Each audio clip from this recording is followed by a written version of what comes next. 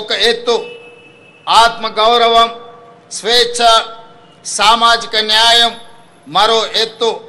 తెలంగాణ ఆవిర్భావ ఒక ప్రత్యేక ఘట్టం. దశాబ్దాలు ఉద్యమం చేసి రాష్ట్రాన్ని సాధించుకున్నది కేవలం సంక్షేమం, అభివృద్ధి కోసమే కాదు, ఆత్మ గౌరవం, స్వేచ్ఛ, సామాజిక న్యాయం కోసం ఈ గడ్డపై ప్రతి బిడ్డ పోరాటం చేశారు. పెత్తందారీతనానికి వ్యతిరేకంగానే ఈ రాష్ట్రంలో పోరాటాలు జరిగాయి.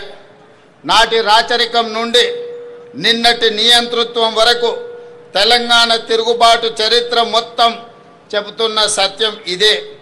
ఈ చరిత్రకు మనం సజీవ సాక్షులం.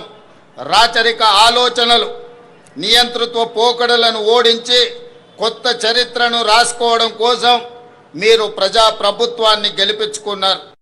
ఈరోజు ప్రజల మనోభావాలకు మేము ప్రతినిధులం, సమాజ ఆకాంక్షలకు మేము వారధులం.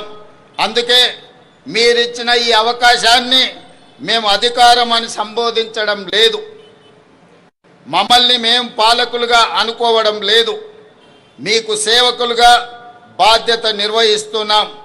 ప్రభుత్వం అంటే నలుగురు చేతుల్లో ఉండే పెత్తనం కాదు, 4 కోట్ల ప్రజల ఉమ్మడి ప్రతినిధి అని మేము భావిస్తున్నాం, బాధ్యతగా పనిచేస్తున్నాం.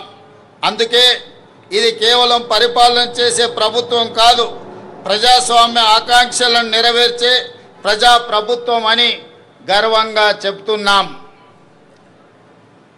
మిత్రులారా, డిసెంబర్ 7, 2023న ప్రారంభమైన మన ప్రభుత్వం ప్రజలకు స్వేచ్ఛ, సామాజిక న్యాయం, సమాన అవకాశాలు కల్పించడానికి ప్రాధాన్యతను ఇస్తూ వచ్చింది. రకరకాల అడ్డంకులు అధిగమిస్తూ 30 నెలల్లోనే ప్రజల ఆశలు, ఆశయాలను నెరవేర్చడంలో విజయవంతంగా ముందుకు సాగుతున్నాం. సాగు భూమి, వ్యవసాయం, రైతు ఈ 3 తెలంగాణ ఊపిరి. వ్యవసాయ ఆధారిత పరిశ్రమలు, అనుబంధ రంగాల విషయంలో తెలంగాణ నెంబర్ 1గా ఉండాలన్న లక్ష్యంతో రైతుల జీవితాల్లో గణనీయ మార్పు తేవాలన్న సంకల్పంతో తెలంగాణ రైజింగ్ 2047 విధాన పత్రంలో ప్రాధాన్యత అంశంగా తీసుకున్నాం. ఈ విజన్ డాక్యుమెంట్ కేవలం కాగితాలపై ఉండే అక్షరాలు కాదు, ఆదిలాబాద్ నుండి అలంపూర్ వరకు, ఖమ్మం నుండి కొడంగల్ వరకు హరిత తెలంగాణను ఆవిష్కరించే ఆలోచన. ఈ లక్ష్య సాధనలో తెలంగాణలోని ప్రతి రైతు కూలీలే సారథులు. దీనికోసం ఈ విజన్ డాక్యుమెంట్లో రూరల్ అగ్రికల్చర్ రీజియన్ ఎకానమీ రేర్గా అభివర్ణించి అభివృద్ధి చేసేందుకు రూపొందించిన పత్రం ఇది. రైతులు కేవలం పంటలు పండించడమే కాదు, వ్యవసాయ ఆధారిత పారిశ్రామికవేత్తలుగా తీర్చిదిద్దే దిశగా ఈ ప్రణాళిక ఉంటుంది. అగ్రికల్చరల్ ఎకోసిస్టమ్ అభివృద్ధి చేసి రైతులను శ్రీమంతులుగా చెయ్యాలన్నదే మా ప్రభుత్వం యొక్క సంకల్పం.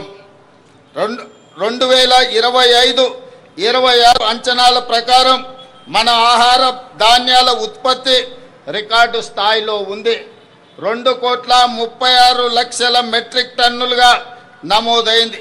ప్రజాప్రభుత్వం అందిస్తున్న ప్రోత్సాహకంలో వరి, మొక్కజొన్న, పత్తి పంటల విస్తీర్ణం గణనీయంగా పెరిగింది. పశు సంపద